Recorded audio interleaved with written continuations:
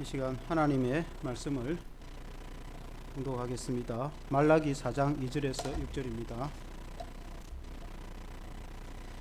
구약성경 1230페이지 말라기 1331페이지 말라기 4장 2절에서 6절 말씀 우리 한 목소리로 같이 읽겠습니다. 시작. 내 이름을 경외하는 너희에게는 공의로운 해가 떠올라서 치료하는 광선을 비추리니 너희가 나가서 외양간에서 나온 송아지같이 뛰리라. 또 너희가 악인을 밟을 것이니 그들이 내가 정한 날에 너희 발바닥 밑에 재와 같으리라. 만군의 여호와의 말이니라. 너희는 내가 호렙에서 온 이스라엘을 위하여 내 종 모세에게 명령한 법과 율례와 법도를 기억하라. 보라, 여호와의 크고 두려운 날이 이르기 전에 내가 선지자 엘리야를 너희에게 보내리니 그가 아버지의 마음을 자녀에게로 돌이키게 하고 자녀들의 마음을 그들의 아버지에게로 돌이키게 하리라. 돌이키지 아니하면 두렵건대 내가 와서 저주로 그 땅을 칠까 하노라 하시니라. 아멘. 할렐루야. 의로운 해가 뜨신 주님, 이런 제목으로 말씀을 드리겠습니다.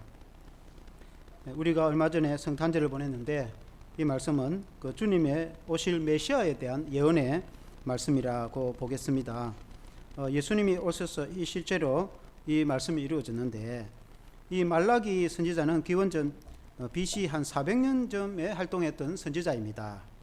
그때는 이스라엘 백성들이 포로 귀환을 해서 그리고 예루살렘 성전도 재건하고 예루살렘 성도 재건하고 그리고는 평화롭게 살고 있었습니다. 그리고는 세월이 지나서 50년 혹은 100년 세월이 이제 지나게 되었습니다.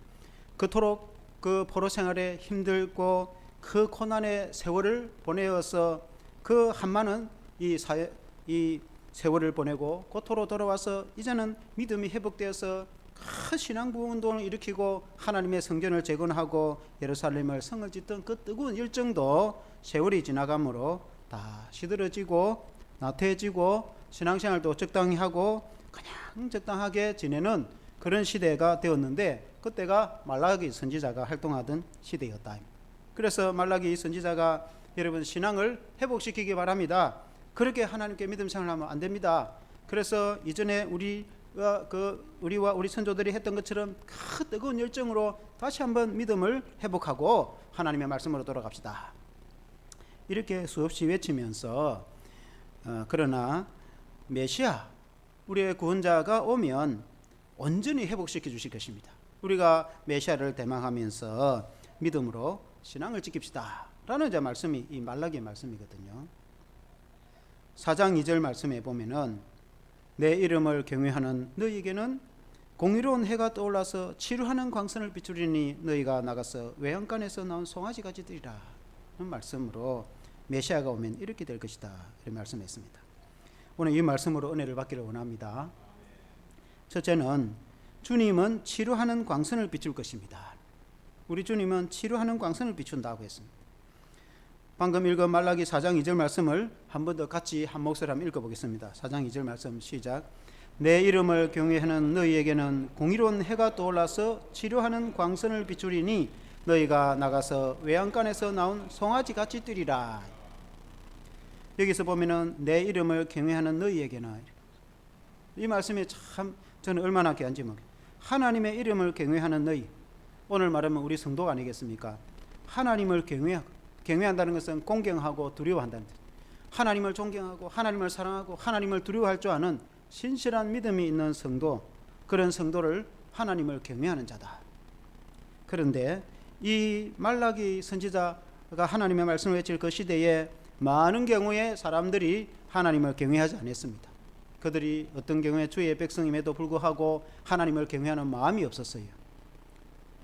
그걸 어떻게 알 수 있냐면은 말라기 성경을 쭉 읽어보면은 그런 내용이 나옵니다. 말라기 선지자가 백성들에게 외치기를 너희가 하나님의 것을 도둑질했다 이렇게 말합니다. 그러니까 백성들이 무슨 그런 말씀을 하시느냐고, 우리가 어떻게 하나님 것을 도둑질하겠습니까? 세상에 그런 일이 어디 있겠습니까? 하니까 말라기가 너희가 11조를 떼먹고 하나님께 바치지 않은 것, 그게 하나님께 도둑질하는 것이다. 그게 무슨 말씀인데? 하니까 하나님이 천지 만물을 창조하시고 우리 인생에 복을 주시고 우리에게 생명을 주시고 우리에게 건강도 주시고 우리에게 생업도 주시고 우리에게 가정도 주시고 우리에게 모든 복을 하나님이 다 주시고 내게 있는 모든 것이 다 하나님의 것인데 하나님이 내게 다 주시는데 우리가 오늘날 우리가 11조를 많은 것들이 있어요. 그 중에 한 가지 예를 들자면 우리가 하나님께 11조를 드린다 하면은 모든 것이 다 하나님의 것인데 그 중에 10분의 9를 내가 쓰고 10분의 1을 하나님 앞에 돌려주는 것이다. 왜냐하면 하나님이 내게 다 주신 것이다. 하나님 내게 건강 주셨어, 하나님 내게 복을 주셔서 이렇게 되었지, 하나님이 나를 그렇게 해주지 않았으면 우리가 그렇게 될 수가 없죠. 그래서 하나님이 나를 사랑하시고 하나님이 나를 구원하시고 하나님이 내게 이런 복을 주셨다는 것을 믿음의 고백으로 그 10분의 1을 하나님께 돌려드리는 거예요. 내 것을 가지고 10분의 1을 하나님께 드린다고 하면은 그 11조 정신이 잘못된 거예요. 11조 정신은 다 10분의 1이 다 하나님의 것인데 그 중에 10분의 9는 내가 쓰고 10분의 1을 믿음으로 그냥 돌려드리는 거예요. 그것마저도 안 해본다. 그러니까 말로 그거는 하나님 것인데 하나님 것을 하지 않으니까 그건 너희가 도둑질한 것이 아니냐. 예를 들어서 너희가 제물을 바치는데 흠이 있는 걸 바치. 그때는 구약 짐승을 양이나 소를 잡아가지고 제물로 바쳤잖아요. 그러면 그 제물을 그 중에 제일 좋은 것, 온전한 걸 정성을 다해서 하나님께 제물로 바칩니다. 그러나 그렇게 하지 않고 제물을 바치는데 다리 저는 거라든지 눈먼 거라든지 그러니까 자기 좋은 거는 자기 집에서 잡아먹고 양이나 임소를 다 잡아먹고 그 중에 제일 안 좋은 걸 하나님께 바쳤어요. 그래서 말라기 너희 총독에게 갖다 줘봐라. 그런 거 좋아하겠는가. 너희 당신의 왕이 없었기 때문에 이걸 왕에게 선물로 한번 드려봐라. 그거 좋아하겠는가. 하물며 왕도 싫어하는 그를 하나님이 좋아하겠느냐. 그러니까 제물이라는 것은 하나님께 온전한 걸 바쳐야 되거든요. 그런 자 말씀들이 말라기에서 보냅니다. 그 말은 그 시대의 사람들이 하나님을 진정으로 경외하지 않았어요. 그냥 허례 의식으로 어떤 경우에 종교생활을 한다든지 마음속으로 진정으로 하나님을 믿는 마음이 없었어요.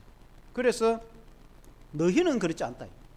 너희는 하나님을 경외하는 너희는 이 믿는 성도들에게 주신 말씀이거든요. 오늘 우리들에게 보면은 예수 믿는 우리 예수 믿는 우리 성도는 그렇지 않죠. 우리 예수 믿는 성도는 하나님을 경외하고 믿음대로 사는 줄로 믿습니다. 너희는 그렇게 하지 마라. 그러면 하나님을 경외하는 너희는 오늘 같으면 우리가 예수님을 믿고 하나님을 사랑하고 하나님을 경외하는 너희는 우리는 하나님이 어떻게 하실 것인가. 그것은 어려운 해가 떠올라서 치료하는 광선을 비춰줄 것이다.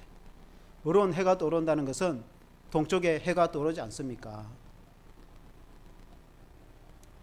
우리나라 같으면 지금 코로나 시대에 못 가지만 그러나 코로나 시대가 아니면은 동해에 해맞이 보러 간다고 사람들이 얼마나 가는지 모릅니다. 그래서 안 믿는 사람들은 좀 미신적인 게 있습니다. 그의 첫 해를 보고 빌고, 물론 우리 예수 믿는 사람들은 그렇게 하지 않습니다. 그러나 한 해가 바뀌니까 새해에 기쁜 마음으로 뭐 여행 간다 생각하고 가는 성도들도 있습니다. 어쨌든 이 해가 떠오르면은 캄캄한 어두움 가운데 있다가 그 동력으로부터 서서히 밝아져 오고 그 태양이 떠오르면은 대낮이 되고 환하게 비치고 캄캄한 어둠이 가고 새로운 낮이 되지 않습니까? 그것은 표현이다 말이죠. 이 세상이 암흑 가운데 있다 하더라도 예수님이 오시면 이 세상이 대낮같이 밝은 그런 좋은 세상이 온다.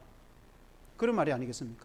구체적으로 우리나라에도 130여 년 전 선교사 우리나라 들어오기 전에 얼마나 우리나라가 비참했습니까? 그때는 이 구 한말에 정치는 부패하고 외적과 또 북쪽에서 수많은 이민족들이 우리나라를 집어삼키려고 오고 그리고는 부정부패가 만연해서 백성들은 세금 내고 나면 먹을 것도 없고 얼마나 비참했는지 모릅니다. 그 시대는 이루 말할 수가 없어요. 그래서 농민들이 들고 일어나서 죽창을 들고 혁명을 일으켰는데 그게 동학입니다. 농민혁명입니다. 선교사님이 들어와서 농민혁명으로 인해서 전국에 얼마나 피비를 나는 시체들이 땅에 굴러다녔습니다. 그 사람들이 수습해갖고 다 죽어가는 사람 치료해주고 죽은 사람은 묻어주고 그러다가 선교사님이 지쳐가지고 너무 지쳐가지고 쓰러져 죽은 의사 선교사님들이 많습니다. 그 시대에 우리 선교사님들이 그랬단 말이에요. 우리 진주도 마찬가지입니다.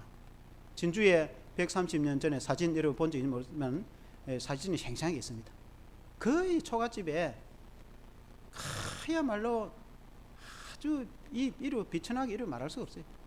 그런데 커럴휴라는 선교사님이 의사 선교사 호주 선교사님인데 들어와서 병원 세워서 배돈병원이라는 병원을 만들어서 치료해주고, 그리고 진주교회 최초로 교회를 세워서 지금도 그 봉내동 진주교회 있던 합동적 진주교회, 통합적 진주교회도 있지만 이 진주교회를 세워서, 그리고 지금 200여 교회가 생겼고, 그리고 이제 학교도 하나도 없었어요.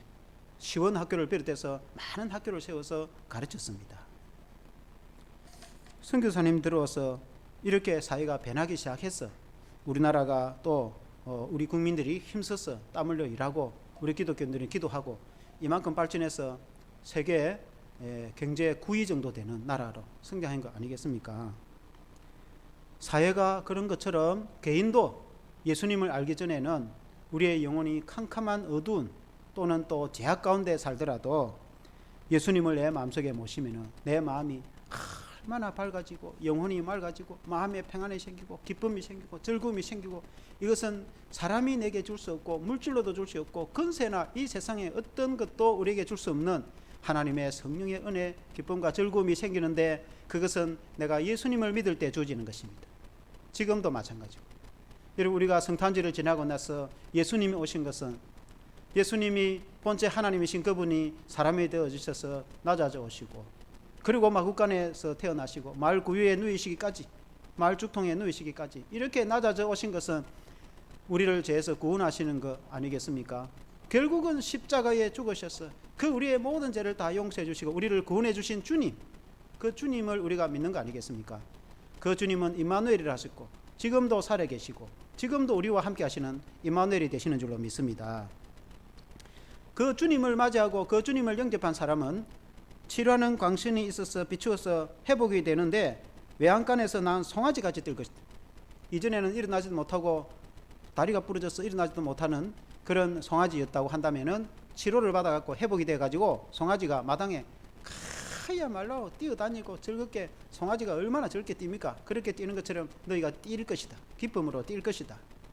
이 세상에 살아갈 때 우리가 좌절과 낙심과 그 실패로 살아온 사람이라 할지라도 누구든지 예수님을 믿으면은 송아지가 뛰는 것처럼 기쁨과 즐거움으로 뛰고 큰 놀라운 역사와 기적과 치료가 회복이 일어날 것인데, 캄캄한 밤에 광명한 태양이 비추듯이 변화가 일어날 것이다.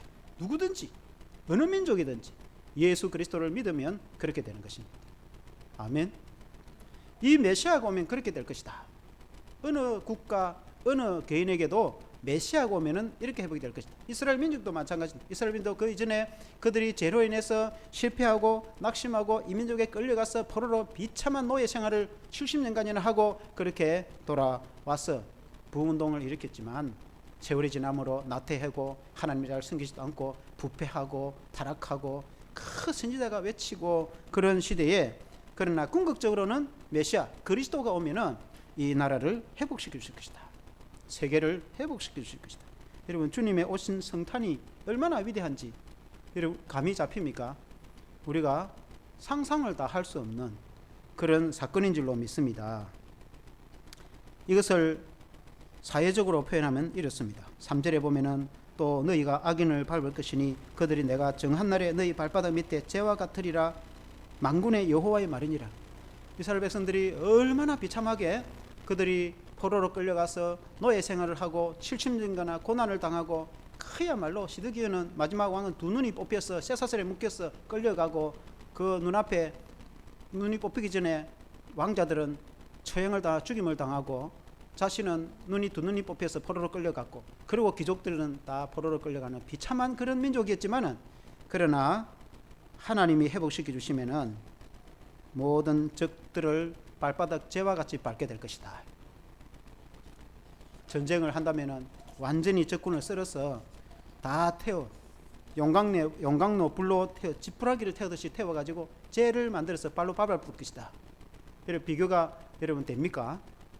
4장 1절에 그렇게 말씀했습니다. 말라기 4장 1절에 보면은 만군의 여호와가 이르노라. 보라, 용광로 불 같은 날이 이르리니 교만한 자와 악을 행하는 자는 다 지푸라기 같을 것이라. 그 이르는 날에 그들을 살라 그 뿌리와 가지를 남기지 아니할 것이로되. 그러니까 하나님을 대적하는 악한 그런 자들을, 하나님의 나라 백성들을 괴롭히고 공격하는 악한 세력들을 용광로에 지푸라기, 용광로 뭔가 알죠? 쇠를 태우는 용광로에 지푸라기 알죠? 지푸라기를 태워버리면 어떻게 되겠습니까? 쇠도 태우는데 그 용광로에 지푸라기 같이 태워가지고 남김없이 살라버릴 것이다. 하나님이 대적을 그렇게 물리치실 것이다. 하나님을 경외하는 너희를 지킬 것이다. 또 그 대적을 물리치고 태워서 죄로 만들어 발로 밟게 만들 것이다. 사회적으로 표현하면은 여러분 그렇게 승리할 것이다. 그 말이 아니겠습니까?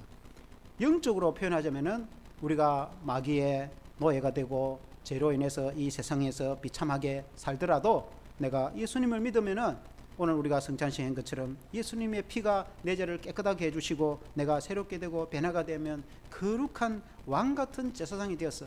이제는 죄로 인해서 인생에서 비참하게 살아갔다 하더라도 이제는 예수 안에서 하나님의 거룩한 성도, 하나님의 백성이 될 뿐만 아니라 우리가 제사장같이 목사님처럼 된 성도들이 목사님 정도 수준 정도 신앙이 되고 그것뿐만 아니라 왕같은 제사장, 주의 종들 같은 성도들이 된다. 거룩하고 영광, 구약의 제사장은 거룩하고 영광스러운 직분입니다. 그래서 하나님의 자녀, 하나님의 성도들이 왕처럼 존귀하고 제사장처럼 거룩하고 하나님 안에서 영광스러운 하나님의 성도, 하나님의 백성들이 될 것이다.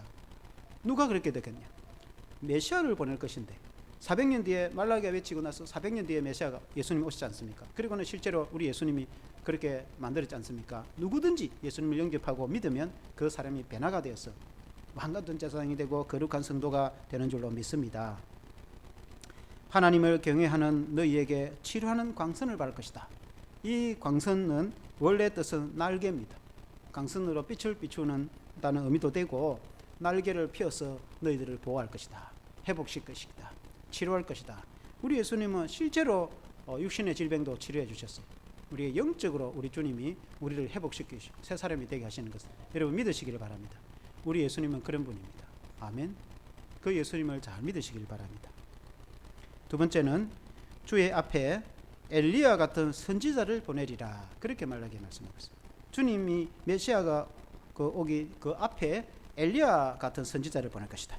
말라기 4장 1절 말씀에 메시아가 오면 이런 시대가 될 것이라고 말씀하시면서 말라기 4장 5절에 보면은 보라 여호와의 크고 두려운 날이 이르기 전에 내가 선지자 엘리야를 너희에게 보내리니. 구약의 선지자 엘리야는 아합 시대 인물인데 옛날에 있던 인물인데 그러면 구약의 그 선지자 엘리야를 두고 하는 말 같으면 이전에 엘리야라는 선지자가 아합 시대에 있었노라. 과거형으로 해야 되죠. 그러나 이 말씀은 미래형으로 엘리야를 보낼 거다. 엘리야가 올 거다. 이렇게 말씀합니다. 실제로 예수님 공생의 시절에 제자들이 이 대해 질문을 했습니다. 이에 대해서 베나산성에 올라가서 예수님과 베드로, 야고보, 요한 세 사람을 데리고 산에 올라갔는데 예수님이 너무나 영광스러운 흰옷을 입은 천사와 같이 그런 모습으로 변화가 됐어요. 그리고는 엘리야와 그리고는 모세와 대화를 나누고 있었는데 베드로가 이 모습을 보니까 너무나 황홀해가지고 산에 세 칸을 지어가지고 집을 세 칸 지어서 여기 살면 좋겠다 하니까 예수님이 산날에 우리가 동네에 할 일이 많으니 우리가 내려가자고 내려온단 말입니다. 그리고 내려올 때 베드로와 제자들이 예수님께 질문을 합니다. 예수님 메시아가 오기 전에 먼저 엘리야를 보내겠다고 성경에 말씀했는데 오늘 말씀이죠. 어떻게 된 겁니까? 하니까 예수님이 과연 엘리야가 먼저 왔으나 사람들이 임의로 대우했다. 그리고 성경에 해석하기를 그때 말한 엘리야는 세례 요한을 두고 한 말씀이라고 했다. 세례 요한이 예수님 앞서 왔단 말이에요. 근데 왜 세례 요한을 그 엘리야와 같이 했나? 누가복음 1장 17절에 보면은 그런 말씀이 있어요. 그가 또 엘리야의 심령과 능력으로 주 앞에 먼저 와서 아버지의 마음을 자식에게 그 서리는 자를 의인의 설기에 돌아오게 하고 주를 위하여 세운 백성을 준비하리라. 이 누가복음 1장 10절에 그렇게 말씀했어요. 이 말씀이 무슨 말씀이냐면은 이 세례 요한의 아버지가 제사장인데 스가랴입니다.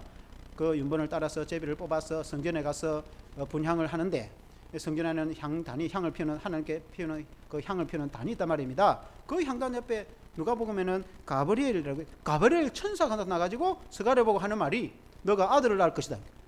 내가 나이가 많은데 어떻게 아들을 낳아요? 그러나 너가 아들을 낳으면은 거룩한 자가 되고 그 그리스도 주님 앞서 그 길을 팽창하게 하는 사역자가 될 것이며 그가 엘리야의 심령으로 와서 주께로 백성들을 돌이키게 할 것이다. 그렇게 말씀. 엘리야의 심령. 엘리야가 어떤 사람인가? 구약 성경에 보면은 엘리야라는 선지자가 있어요. 우리가 잘 아는 대로 아합 때 인물 아닙니까? 북이스라엘의 아합 시대의 엘리야라는 선지자는 그때 당시 아합이 이스라엘의 왕제 중에 가장 악한 왕 중의 왕 아니었겠습니까? 그 부인 이세벨이 시돈의 공주인데 시집 와가지고 우상을 가지고 오니까 왕궁에서 우상을 숭배하니까 온 백성들이 북이스라엘의 우상을 숭배하니까 하나님의 진노를 사게 되었고 얼마나 시대가 타락하고 부패하고 악했습니까? 그때의 엘리야, 모세와 같이 성경에 가장 위대한 선지자 중에 선지자인 엘리야가 그 시대에 사역을 하고 있었어요. 그래서 엘리야가 그러면 좋다. 너 백성들이 바알을 섬기고 막 그렇게 한다면 아세라 신을 섬기고, 아세라는 나무로 깎아 만든 거예요. 그리고는 바알은 뭐 비를 내리는 남자 신이고 뭐 그 지방 신입니다. 그러면 너가 바알을 섬기는 그 종들, 그 신의 종이죠. 그리고 아세라를 섬기는 신의 종, 아세라를 섬기는 신의 종 400명, 바알을 섬기는 신의 종 450명, 850대 1로 한번 영적 대결을 해보자. 그리고는 갈멜산에, 이스라엘에 갈멜산이 있는데 갈멜산에 올라갔지 않습니까? 갈멜산에 올라가가지고 제단에 그리고 돌을 그리고 쌓아가지고 그 위에 나무를 펼쳐놓고 그 송아지를 잡아서 각을 떠서 송아지를 올려놓고 불을 지피지 말고 그리고 기도하였어. 신이 불을 내려서 저절로 태워지는 신이 참신이 아닌가? 그렇게 대결을 했습니다. 근데 이제 바알신을 섬기는가 아세라 신을 섬기는 사람들이 아침부터 뛰면서 그들의 신의 이름을 부르니까 응답이 있습니까? 낮 정오가 돼도 아무 응답, 죽은 신이 무슨 응답이 있겠습니까? 그래서 엘리야가 너희 신이 외출했나 주무시나 한번 깨워봐라. 왜 대답이 없나? 그러니까 오후에는 칼로 자들의 몸을 그리면서 피를 절절 흘리면서 우상 숭배자들은 그렇게 자신을 고통을 주고 하면은 뭔가 경건해지는가, 무슨 기도 응답이 이루어지는가 이렇게 생각합니다. 우리 기독교는 그렇지 않습니다. 우리 기독교인들은 예수 믿어서 즐거워하고 그렇게 하는 종교입니다. 해가 질 때쯤 돼도 대답이 없어. 그러니까 그 다음에 내가 해볼게 해갖고 엘리야가 이제 그 12지파를 따라서 12돌을 쌓아 그 위에 나무를 펼치고 그 위에 송아지 각을 떼서 도랑을 주위에 도랑을 깊이 파가지고 물을 갖다가 12통이나 들어부어 가지고 그리고는 하나님께 기도하기를 아브라함과 이삭과 엘리야의 하나님 여호와 하나님께서 우리의 참 하나님이신 것 살아계신 하나님이시고 내가 하나님의 종인 것을 이 사람들이 보게 하옵소서 알게 하옵소서 한마디 딱 기도하니까 하늘에서 불이 나가지고 다 태워버리지 않습니까? 다 태워버리고 그리고는 도랑의 물까지 다 말려버렸단 말이에요. 그리고는 엘리야가 뭐라고 말하냐면 이스라엘 백성들 보고 그 주변은 다 이스라엘 백성들 아닙니까? 북이스라엘 시대니까 왜 너희가 머뭇머뭇하느냐? 왜 너희가 하나님을 섬기면 하나님을 확실하게 붙잡아야지 말은 하나님을 섬긴다면서 우상을 숭배하고 오늘 같으면은 예수 믿고 교회를 다니면서 세상도 좋아하고 예수 믿으면 믿음과 신앙으로 확실하게 하나님을 믿고 이렇게 해야 되는데 세상의 다른 친구들하고 세상에도 좋아하고 하나님도 좋아하고 그러니까 왜 머뭇머뭇하느냐? 하나님을 믿으면 확실하게 하나님을 믿어야지 여호와 하나님이 참 신이시고 우리가 예수님만 믿어야 되는데 세상의 다른 종교도 믿고 예수도 믿으면 되겠습니까? 그러니까 믿음을 확고하게 하라고 그리고 너희가 주께로 돌아오라고 그때 당시 백성들이 타락하고 부패하니까 가정을 떠나서 아비는 자녀를 돌보지도 않고 부모는 자녀들을 돌보지도 않고 자기 마음대로 슬픔 마시고 돌아다니고 자녀들은 부모에게 순종하지도 않고 자기 마음대로 집 나가가지고 온갖 세상에서 살고 나라가 부패하니까 가정이 깨지고 파괴되어지고 딱 오늘날 우리 시대 오늘 청소년들이 이 1년에 수만 명씩 거리로 나와가지고 집에 들어가지도 않고 집에 들어가면 왜 안 들어가는 거 경찰이 설득을 해서 들어보내면은 다시 집에 나옵니다. 왜냐하면 집에만 싸우고 파괴되고 가정이 깨지니까 뭐 있을 수가 없어. 그런 게 또 나가 거리에 날다가 뭐 온갖 세상에서 이렇게 방하고 사는 청소년들이 얼마나 많은지 몰라요. 이런 말 할 수가 없어요. 그래서 엘리야가 백성들이 주께로 돌아오도록 아버지가 가정으로 돌아오고 자녀가 집으로 돌아오도록 외치고 또 외친 선지자가 엘리야인데 그 엘리야와 같은 마음을 가지고 외친 사람이 세례 요한입니다. 세례 요한이 예수님 당시에 앞서서 수많은 사람들을 보고 이제는 가정으로 돌아와라. 집 나간 청소년들은 집으로 돌아와라. 부모들은 자녀들에 돌아와서 자녀들을 사랑으로 돌보라. 가정을 파괴시키지 말고 그렇게 외쳤단 말이에요. 그러니까 수많은 사람들이 세례 요한이 회개하고 돌아오라 하니까 세례 요한이 외치니까 많은 사람들이 회개를 했어요. 그래서 세례요한은 광야에 외치는 자의 소리다.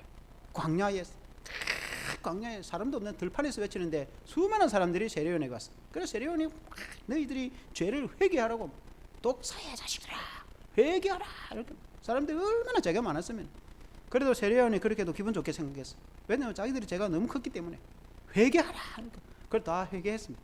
그리고 세례 받아라, 그 다 세례를 받았습니다. 어떤 사람은 마음이 교만해가지고 권력을 잡은 사람들은 백성들을 착취하고 세금을 빼돌리고 그래가지고 떵떵거리고 살고 그렇게 사는 사람이 있는가 하면, 어떤 사람들은 그때 당시 로마의 피지배국에서 비참하게 집 밟히고 버는 돈 세금 다 바치고 먹을 것도 없고 처자식 먹여 살리는 게 보통 힘든 게 아니에요. 사회도 그런데 하나님을 잘 안 믿으니까 죄도 간영하고 사회도 그렇고 개인적으로도 비참하고 힘들고 지치고 마음이 상처를 받아가지고 회복이 안 되고, 그럴 때에 하나님이 너희를 사랑하시고 메시아를 통해서 너희를 구원하실 것이니 내 뒤에 메시아 그리스도가 오고 있으니 너희가 마음을 회복하여 용기를 가지라. 그러니까 마음에 상처받고 골짜기처럼 낮아져가지고 자존감도 상해버리고 얼마나 당하고 지치는지,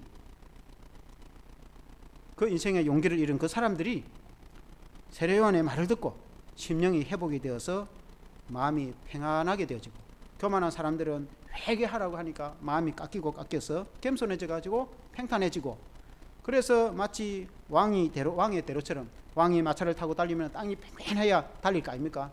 산등성이 뭐 달릴 수가 없어요. 골짜기면 달릴 수가 없어요. 그러니까 골짜기는 메우고 산등성을 깎고 평탄하게 길을 만들어서, 로마 시대의 황제가 마차를 타고 달리면은 길이 평탄해야 마차가 세게 달리거든요. 그와 같이 주님이, 왕 대신 주님이 이 세례요한 뒤에 오는데, 그 세례요한이 길을 평탄하게 만드는데 사람들의 마음을 그렇게 만들었다. 사람들의 교만한 마음은 낮아지게 하고, 너무 상처받아서 자존감이 상한 사람들은 용기를 줘가지고 높아지게 했어. 평안하게 했어. 평탄하게 했어. 누구든지 예수님을 받아들이고 믿을 수 있도록 하셨는데, 메시아 그리스도가 오셨는데 사람 마음이 너무 상해 있으면 예수 믿을 마음이 없는 거예요. 너무 상하고 지치고 힘들면은 예수는 무슨 예수, 당장 지금 먹고 살기가, 떼거리가 먹고 살기 힘들어 죽겠는데, 떼거리가 없고 먹고 살기 힘든 사람은 일단 양식을 먼저 주는 게 중요하겠죠. 그래서 복음과 떡이라는 말이 있지 않습니까? 그러나 또 마음이 교만해가지고 불을 누리고 너무 떵떵거려가지고 예수님을 믿을 마음이 조금도 없는 사람은 그 마음이 회개하고 마음이 낮아져야 예수님을 받아들이지, 그렇지 않고는 절대로 예수를 믿지 않단 말이죠. 그래서 바로 예수님이 와서 딱 사람들하고 대면하면, 이 사람 인간들이 죄가 너무 크기 때문에 너무나 거룩하시고 영광스러운 의의 태양 같은 예수님이 오시면 예수님 받아들일 수가 없어요. 어떤 사람은 너무 교만해서 받아들일 수가 없고, 어떤 사람은 너무 상처가 커서 마음에 힘들어서 받아들일 수가 없는 거예요. 그런데 세례요한이 그 골짜기 같은 마음을 도둑고 그 산등성이 같은 마음을 깎아버리고 그리고는 평탄하게 해 주었으니, 이제는 왕 대신 주님이 오실 때에 이 평안하게, 그러면 이제 우리가 어쩌면 되겠나? 회개도 했고 새 사람이 이제 되려고 마음도 먹었고, 그러면 이제 어쩌면 되겠는가? 그러면 그리스도를 믿으면 된다. 하나님이 보내신 메시아 예수님을 영접하여서 내 구주로 믿으면 된다. 그래서 내 뒤에 오시는 이는 나보다 능력이 많으시며 그분은 키를 가지고 그 사람을 심판하실 것이다. 주님을 보고 세례요한이 그렇게, 키라는 것은 옛날에 어머니들이 이 쌀, 벼 이런 걸 갖다가 이거 이제 탁 이렇게 시골 사투리를 하면 체이라는 거죠. 체이에다가 벼를 가지고 이렇게 촥 날리면은 바람이 확 불면은 쭉정이는 확 날아가 버리고 알곡은 안으로 들어온 거예요. 그럼 몇 분 이렇게 체이를 흔들면은 알곡은 안으로, 쭉정이는 밖으로. 어린이 그 찬송가 가사처럼 그래가지고 알곡을 다 모으는 것처럼, 우리 예수님이 누구든지 예수님을 영접하여서 믿으면은 구원을 얻어서 천국으로, 알곡은 천국으로 모이고, 그러나 쭉정이는 밖으로 결국 영원한 꺼지지 않는 불에 태워지게 될 것이다. 그걸 심판하시는 분은, 구원하시며 심판하시는 분은 그리스도 예수님이시다 라고 세례요한이 예수님 앞서서 그렇게 말씀하셨어요. 그래서 말씀을 정리하면, 우리가 적용을 해보면, 우리가 그 예수님, 구원자 되시는 예수님, 이는 우리가 성탄절을 지나고 나서 그 본체 하나님 되신 그분이 이 땅에 낮아서 사람이 되어오셨어요. 십자가를 통해서 우리를 구원하시는 구주가 되시는 분은 예수 그리스도이신데, 그 예수님을 믿는 마음이, 그냥 예수님을 딱 맞닥뜨리면은 안 믿는다. 안 믿을 가능성이 훨씬 많아요. 왜냐면은 어떤 사람은 교만해갖고 시시하게 예수쟁이들 뭔 교회 쓸데없이 이렇게 만단 말입니다. 영원히 심판받을 건 모르고, 그 어떤 사람은 너무 살기 힘들어갖고 먹고 살기도 힘드니까 교회는 무슨 교회 당장 지금 먹고 살기 힘든데 이래요. 그러니까 문제는 우리 자신도 내가 예수님을 믿으려면은 내 마음이 교만한 것이 있으면은 철저히 교만을 꺾어버리고 하나님 앞에 겸손해져야 예수님을 믿을 수 있지. 내 마음이 교만해 있으면은 예수님을 알 수가 없어요. 그리고는 또 내 마음이 너무 상처를 받아서 자존감이 상해 있으면은 예수님에 대한 관심이 생기지 않아요. 그래서 세례 요한이 말한 것처럼 우리가 하나님의 크고 놀라우신 은혜와 사랑, 성탄의 그 놀라우신 은혜와 사랑은 회복시키지 못할 것이 없어요. 그래서 우리의 마음을, 자존감을 가지고 나는 하나님께 사랑받는 자이다, 나는 하나님께 선택받은 자이다, 하나님이 나를 자녀로 삼으셔서 사랑하시니 하나님은 나를 천국 가게 해주실 것이고 나를 구원해 주실 것이고 하나님이 나를 복되게 하겠지, 언젠가는 하나님 내게 축복을 주겠지. 여러분 그 믿음을 가져야 되겠죠. 그리고 또 우리 자신이 하나님 앞에 겸손하였어. 내 같은 죄인을 예수님이 이 땅에 육신을 입고 오셔서 나 같은 이 죄인, 나는 심판받아야 마땅한데 내가 뭐라고 나 같은 죄인을 위해서 주님이 이 땅에 오셨어요. 마구간에 태어나시고 말구에 누이시까지 육신을 입고 오셨어요. 결국 십자가에 죽으시까지 나를 위해서 희생하시고 생명을 버리까지 지금도 사랑하시는 그 예수님을 생각한다면은 여러분 예수님 앞에 교만할 사람이 누가 있겠습니까?